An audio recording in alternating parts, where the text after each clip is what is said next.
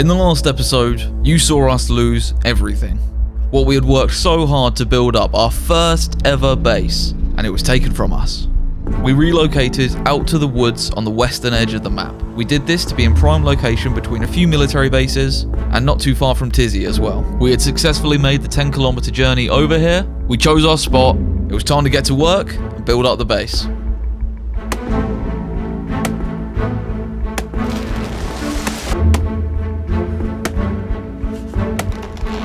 Our initial plan was just to build something small, a 1x1 square that we could put camo nets on and use it as a stash, so we could just store our valuable items and hopefully no one would find it.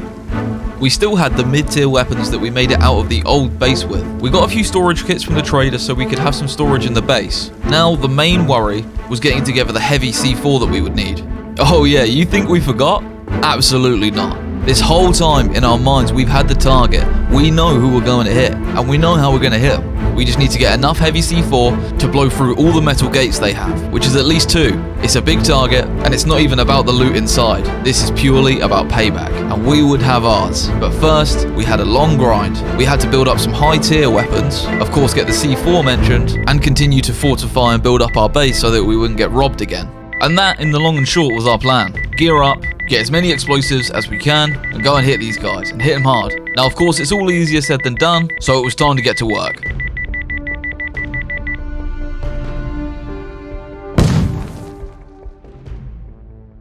Picking up now the morning after we moved over here. I logged on, was looking for something to do, and I like the look of Tricresta Military. One of the reasons that we chose to place the base where we were is because it was so close to Tricresta. Supposedly there's high tier loot there, and 5 tents full. So I wanted to go check it out. On the way down there, I discovered this little base. Not a raidable location right now, but definitely a target for the future. We'll bear this one in mind.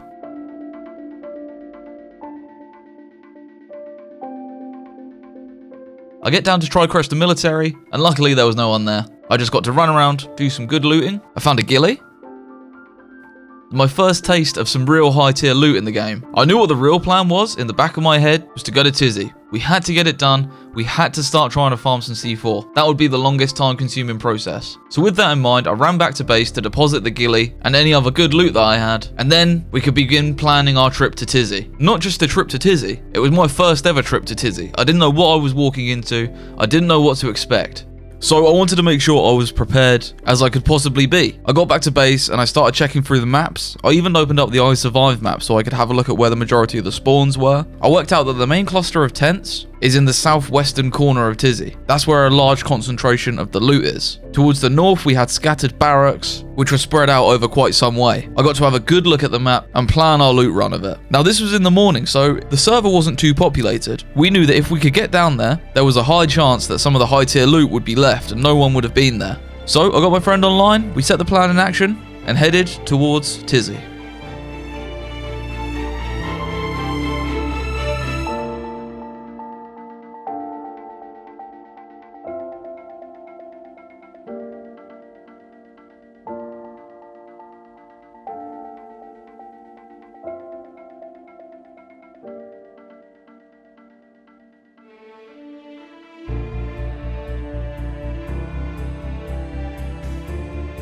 Yeah, I marked the tents over this side, like what will be on our side, so we'll clear this out first anyway, and then see what the rest is saying.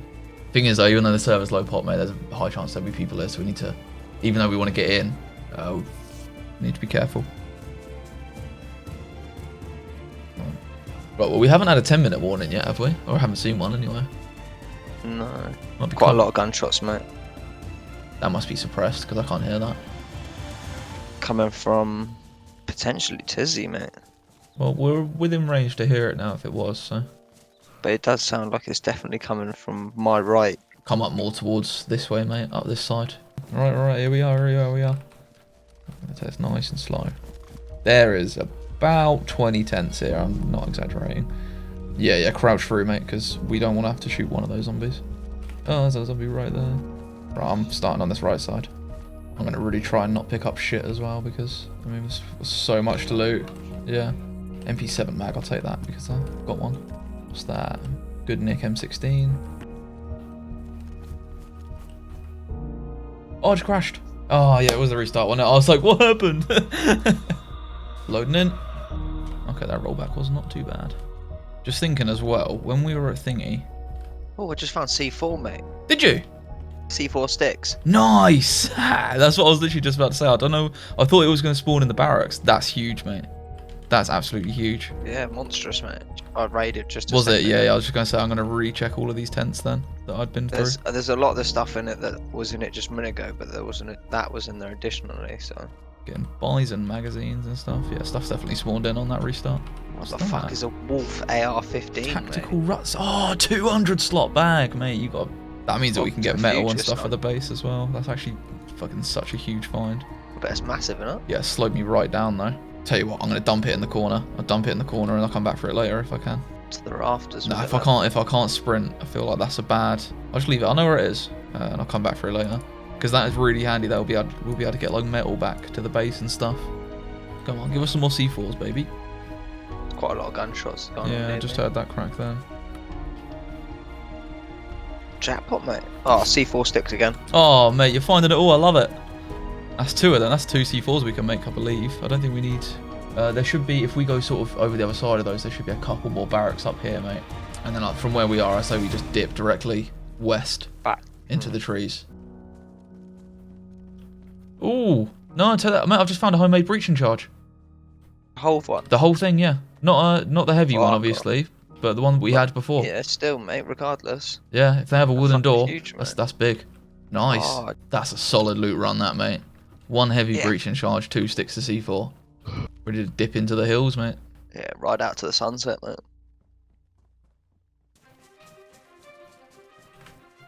Well, first trip to Tizzy, mate. I'd say it was a fucking blinding success, mate. I don't know about you. Yeah, that restart couldn't have come at a better time, could it? We got so lucky with that. So with our explosives in our inventories, we headed back to base. Not only did we have explosives, we also had quite a lot of the high tier weapons and loot that we wanted to take for a selling run as well. So the trip to Tizzy was very productive. 100 meters off. Oh, and Ross looks like he's set up the lockers while he was out. That's actually huge. He built up that wall for us. Has he? Oh, yeah, that one there, look. Yeah, mate, once you've sort of sorted your shit out, just start going through, and anything that's like not ultra valuable, chuck it onto the floor, mate, and that stuff can go in the car tent. Right, there we go, that'll do. Right, I'll be right back. Well, once we get this car tent back, we've got plenty of storage, mate, so we can have a good little sort out. I didn't show this before, but we found a car tent on the way back. I left it in a tree just after Tricresta, because I decided to get my guns and the explosives back to base before walking this tent through. So, I deposited my stuff at base, ran back, grabbed this tent, and then began walking it back to base. Needless to say, I was a bit scared for my safety. I really hope my fucking Glock with 30 rounds is going to be enough, mate, if a bear comes. Luckily, a bear did not attack me, and I managed to get the car tent back to base. After about 20 minutes of trying, I finally got it set up, and this gave us a massive chunk of extra storage to use. Even though we couldn't lock it, we were still hoping it was well camouflaged enough that we could hide stuff in there, and if it wasn't the most valuable loot, it wouldn't matter if we lost it anyway. Obviously, at this point, we didn't realise that you could just stick a code lock on a tent, and uniquely on this server, that was actually quite good. To get through wooden walls and the metal gates, you could only use explosives, which we know take a few minutes, but isn't too bad. However, to get into a locked tent, the only way through is by hacking your way through with a hacksaw, which takes 20 minutes. So simply code locking up a tent is actually a really good way to protect the items inside it. We didn't realise this at the time, so we built this random gate across the front of the tent, which was good enough. Eventually, we doubled up on the defenses and had both anyway. So we had an extra bit of storage, and most importantly, we had secured it so that we didn't have to worry about anyone stealing from us. My teammate went AFK, and as he did, this message came up.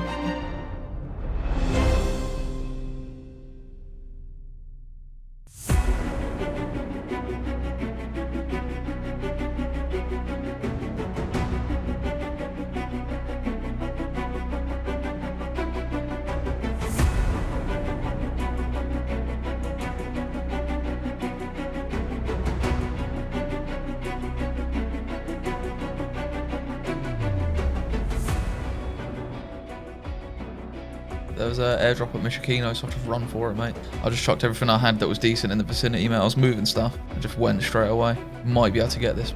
I think you get 2 types of airdrops. You'll either get like weapons ones, which will have C4 and shit, or you'll get building ones, which will have sort of like locker kits and all that sort of stuff as well. So either way, if we can get there first, this will be legit. How far are you? I'm 1,000 meters away from Mishakino.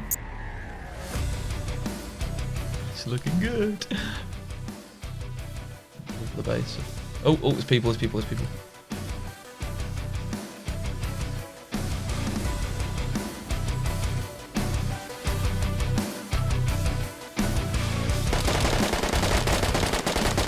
I'm dead. Yeah, I'm dead. Fuck. They killed you? Yeah. Did they absolutely rain fire down? Yeah. I've just heard it, mate. I lost track of him for a second, and then all was. So, yet again, I ended up back on the coast, now facing the difficult challenge we had put in place for ourselves of about a 10,000 meter run every single time we would spawn in fresh. But I began making my way back down towards the base. On the way picking up some loot and other kit, I managed to find this little side base which had a gun rack, storage box and a workbench in there. Just been left behind. We needed a bit more storage at base, so I made a note of where it was and needed to get back home so I could get a screwdriver first. Now, we didn't really have any money at this point, so finding these kits and saving the money that we had to spend on them was actually pretty huge. Even though it doesn't seem very important, this was quite high on our priority list at this point. But first and foremost, I just had to get back to base. And it's so far that even when you spawn in with extra food and drink, it's still difficult to make it the whole way. Luckily, sickness is turned off on this server, so I was able to just drink from a puddle, and we made it back to base.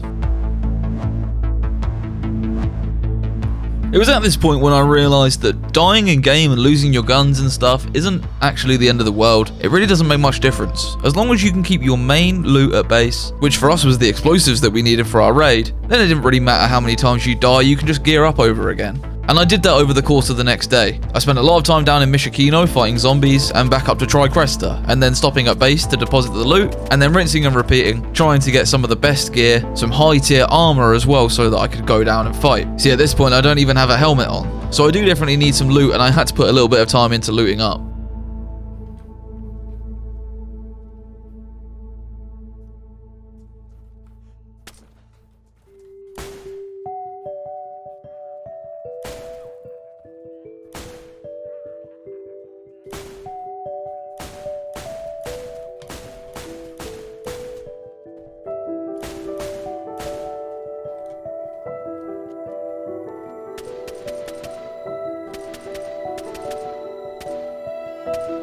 I was a bit panicked here, nearly my second death to a random cut. I didn't have any rags, anything to make them with. Luckily, the first tower here that I looted, I remember seeing the bayonet. So on my very last ditch bit of health that I had, the final bit of blood as I was bleeding out, I managed to grab the bayonet, cut some rags out of my trousers, heal myself up. My character passed out almost instantly after healing the wound. I thought hope was lost, but then I just about made it out of there. At this point, I'd done a good few runs of Mishakino, of Tricresta, had found some good armor, some AWMs, a lot of valuable stuff, so dying then would have been really crippling, especially a day after dying before and having just built everything back up.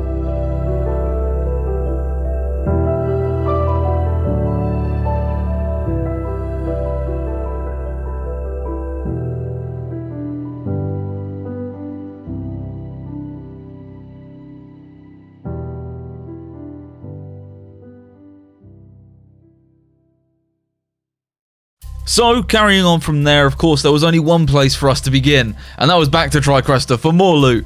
Of course, at this point, I still just needed high-tier weapons and armor. I'm still using an M4 variant, and still hadn't found any weapons using 308. We knew that Lars were powerful, as well as on this server, the Scar H, which you could have a 40-round mag of 308 win. So yeah, the next few days were just a bit more building up. We still had a lot of loot to get, and a lot of gear to spread around our group for the final raid. I found another half-raided base which you just saw, which had a few kits in. Again, I didn't have a screwdriver on me, so I couldn't take them with me, but I kept them in mind, and these will become more important in the next episode. But now that we had gotten ourselves to a much better position than when we had started, we decided it was time to fortify. We wanted to build a massive outer perimeter on the base. We wanted to incorporate the tent with the main keep that we had built and add several layers of protection to this. Now, this wasn't a one-man job, this was a pretty big job indeed. We had a lot of trees to cut down, a lot of planks to saw. Luckily, we had the majority of the building materials, so we didn't have to source them, we just had to actually build it. So, me and a couple of friends jumped on and put in a massive shift. We worked day and night, as you can see, and eventually the base started taking shape in its second and more glorious form.